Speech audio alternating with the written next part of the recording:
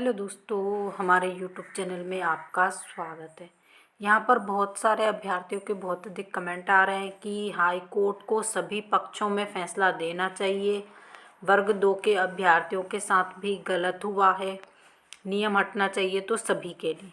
तो देखिए यहाँ पर वर्ग 1 के अभ्यर्थी, जैसे कि सभी को मालूम है, सेकंड काउंसलिंग के लिए जो याचिका लगाई है उसमें अभ्यर्थियों का कहना है कि क्या सभी को मौका मिलेगा। देखिए अभी तक तो जितने भी हाई कोर्ट ने डिसीजन दिए केवल याचिकाकर्ता को मौका दिया है, बाकी सभी को मौका नहीं दिया है। इसका बहुत अधिक उदाहरण है। अभी तक देखिए, चाहे वो आप वर्ग 3 में 18 वर्ष से कम आयु, मतलब 18 वर्ष जो आयु वाले थे, जिन्होंने उनकी 18 वर्ष आयु हुई, तुरंत उन्होंने याचिका लगाई कि उनको नियुक्ति मिलना चाहिए। लेकिन विभाग ने कहा जब तक आप 22 या 21 वर्ष के नहीं हो जाते तब तक नियुक्ति नहीं मिलेगी। एक ये वाले केस में केवल याचिकाकर्ता को लाभ मिला। अब 12(4) का नियम ले लीजिए, या डिवीज़न वाले केस में जिन्होंने याचिका लगाई उन्हें ही मिला।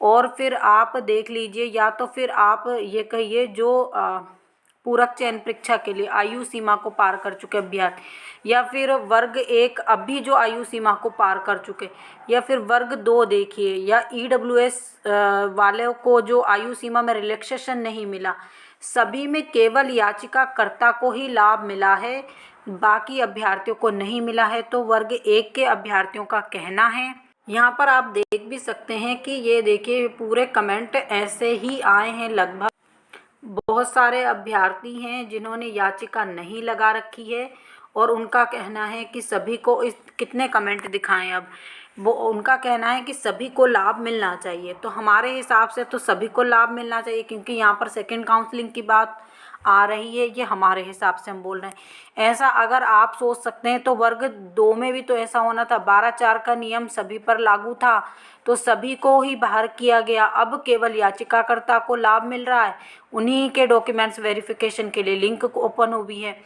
तो यहाँ पर अभ्यर्थियों को ये बात हमने इससे अवगत भी करवाया। बाकी देखिए ऐसा है कि आप सबसे पहले जो एक अभ्यर्थियों के वकील हैं, जैसे कि रामेश्वर सर हैं, एडवोकेट दिनेश चौहान हैं, ये काफ़ी केस लगाते हैं। और दूसरी बात है, जिन अभ्यर्थियों ने जिन वकीलों से केस लगवाया, उनसे अगर आप नंबर लेकर संपर्क कर सकते हैं तो अच्छी बात है। उनसे संपर्क कीजिए और उनसे पूछिए कि क्या इस याचिका का लाभ सभी को मिलेगा या केवल याचिकाकर्ता को। अगर मान लीजिए केवल याचिकाकर्ता को लाभ मिल रहा है तो आप IA लगाकर सभी याचिका से जुड़ जाइए, और अगर सभी को लाभ मिल रहा है तो फिर किसी को याचिका लगाने की आवश्यकता नहीं है।